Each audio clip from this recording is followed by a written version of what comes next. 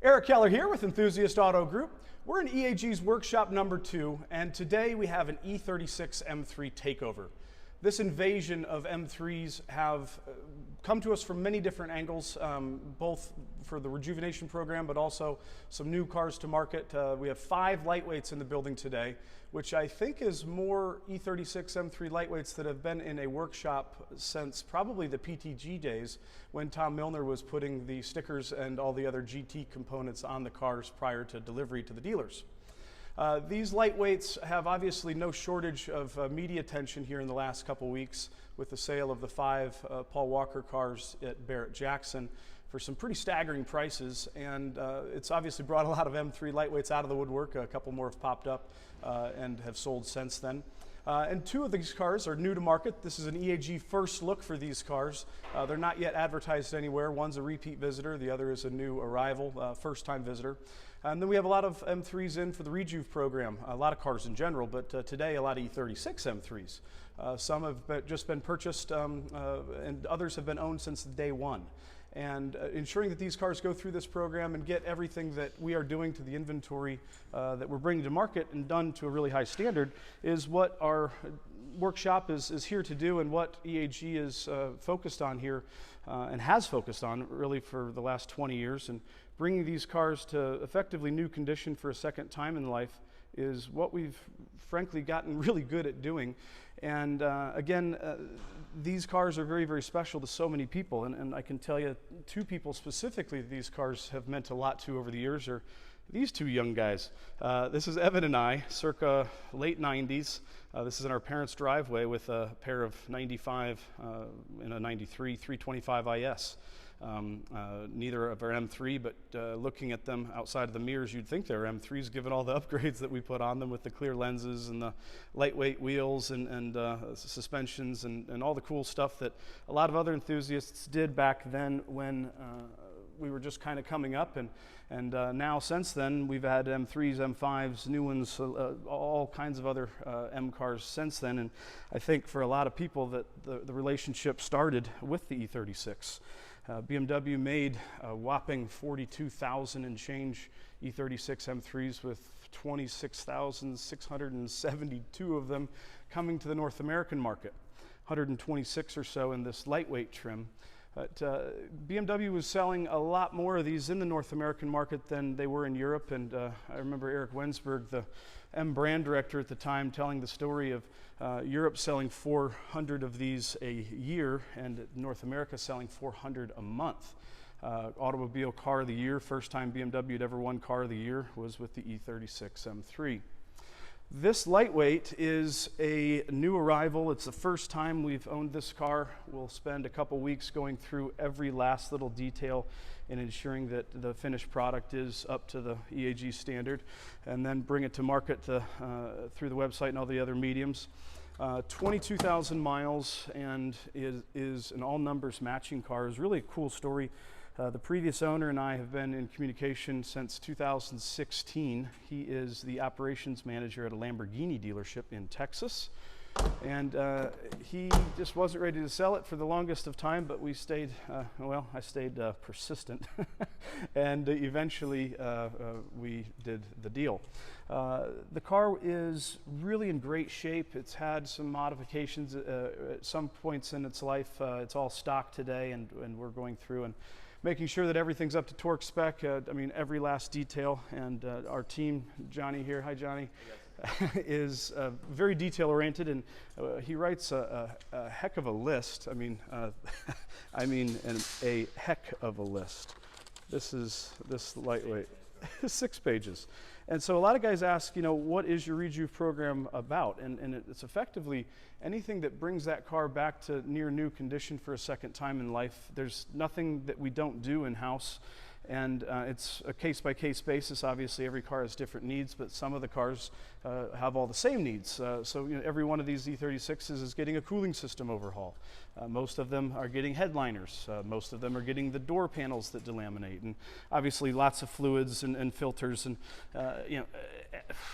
they're long lists, but that's what has built EAG's reputation for quality, and what and why we buy all of our cars back from our clients.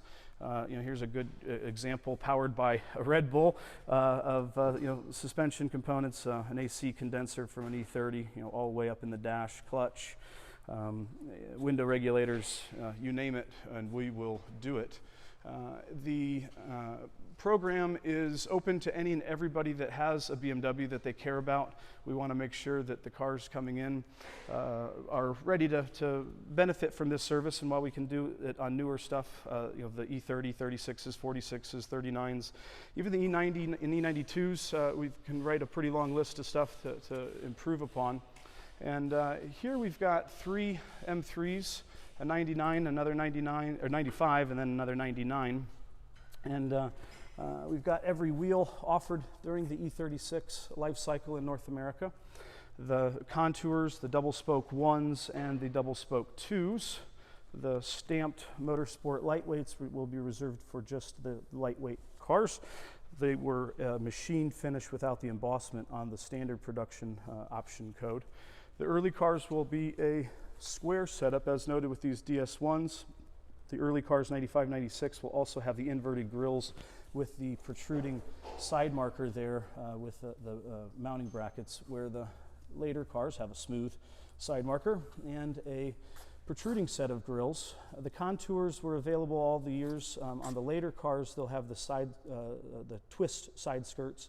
The smooth side skirt was reserved for the early 95s, as well as on the luxury package cars. I don't think we've got a smooth side skirt here today to use as a reference point. This is a 95 M3 with a Dynon Stage 3 supercharger system. Repeat client that has quite a cool job. He is a stunt driver. You might have seen him in Ford versus Ferrari. He's bought a couple cars from us over the years, and currently just recently found this M3 in California in his backyard pretty much with just 17,000 miles.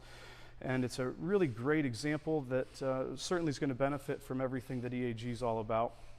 The car wasn't quite running right, and so it's time to go through and get everything tidied up. Like the door panels all delaminate, very common stuff for the platform, and door handle gaskets, and just all those little things that a lot of people might not see in pictures. We're going to obviously identify that stuff and make sure that it's done to a very exacting standard. This is an original owner 99 M3, and a great example of the relationships with E36s. This gentleman bought this car brand new, has loved it, and driving it all around Northern California for the last 21 years. It's got just under 30,000 miles on it. And it was time to go through and do all the stuff that all these E36s need. It's getting a headliner currently. And this car, I'm sure, was really the catalyst for this enthusiast to build a collection of all M3s. He has a 91 M3 Diamond Schwartz that we sold him, along with an 06 M3 competition, also jet black that we sold him, and a 2013 M3 Lime Rock 6-speed that we sold him.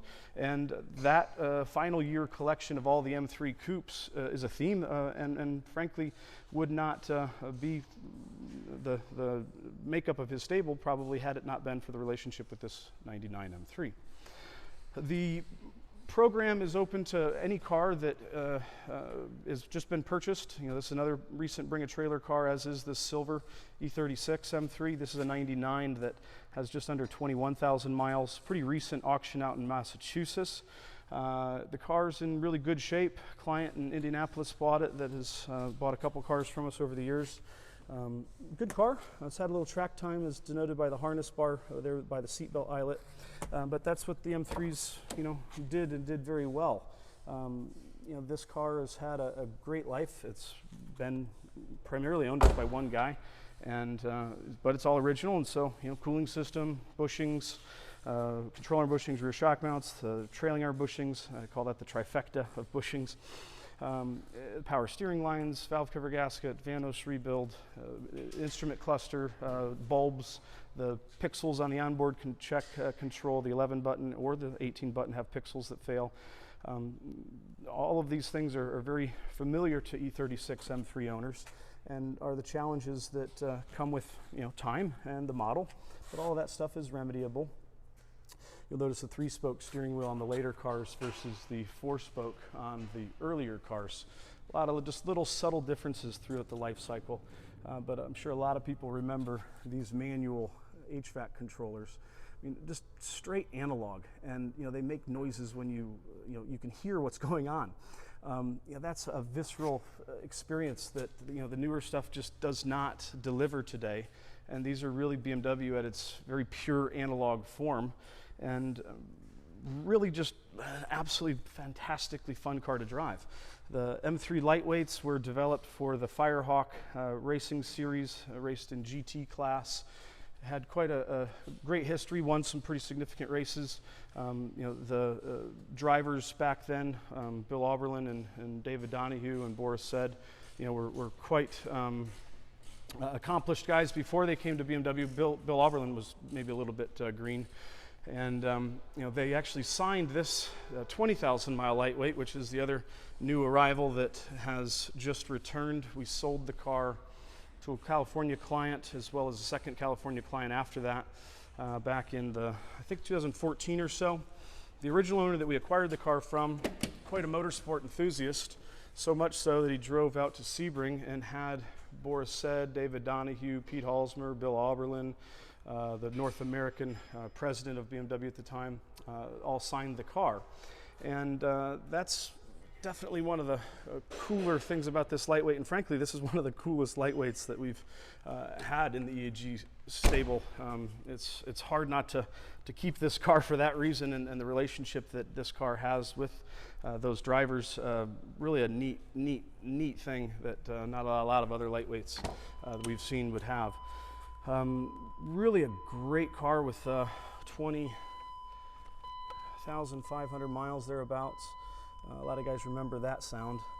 The lightweight trim, of course, a lot of times will lift up and need glued back down.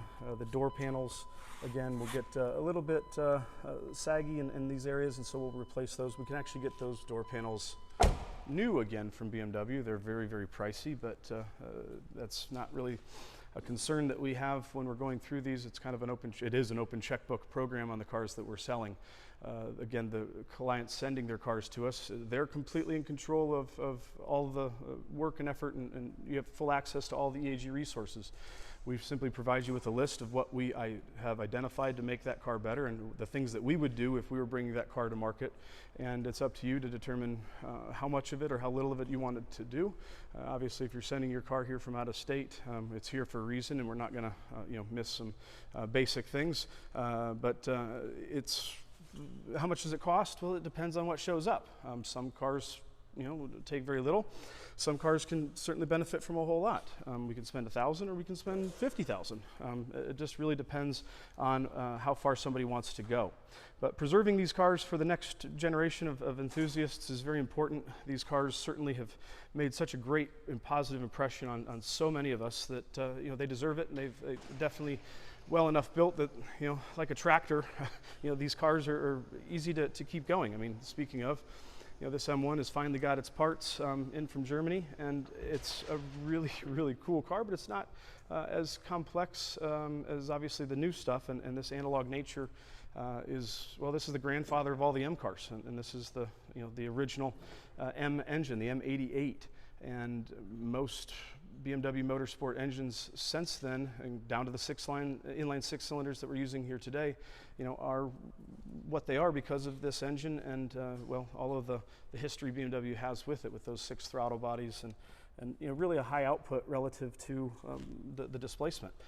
288 horsepower on a 3.5 liter, just a awesome sound ripping there right behind your head in the cockpit. This ball of snakes with the Euro header. You don't get this view on an M1 here very often to really see how all this lines up in its frame, and it's a fantastically fun car to drive, but obviously a very, very important part of BMW's history and its relationship with motorsport, as are the lightweights. So thanks for tuning in. If you are interested in the Rejuve program, there is a line, but like every good restaurant, it takes a little bit of time to get on the schedule, but we would be happy to put your name in queue and get the car shipped out at the next available slot and go through this program to ensure your car is new for a second time in life and around to enjoy and operate at that ultimate performing driving level that it once did. Thanks for tuning in. Stay tuned for more. Lots of great stuff in the pipeline. See ya!